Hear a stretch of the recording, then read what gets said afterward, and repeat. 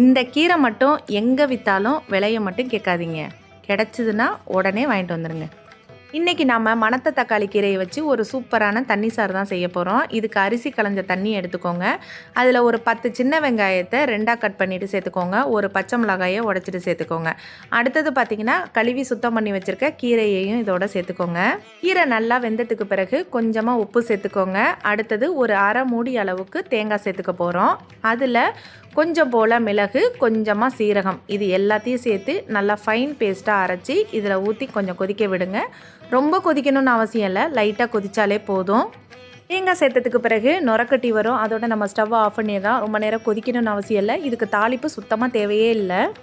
மணத்த தக்காளி கீரை பார்த்திங்கன்னா வயிறு புண்ணு, வாய் புண்ணு, இது எல்லாத்துக்கும் அவ்வளோ சூப்பரான ரெமெடி இது. வாய் புண்ணு இருக்கிறவங்க 10 இலைகளை வெறும் வாயில் மென்று முழுங்குங்க. வயிறு புண்ணு, வாய் புண்ணு எல்லாம் சரியாயிடும். ட்ரை பண்ணி பாருங்கள்.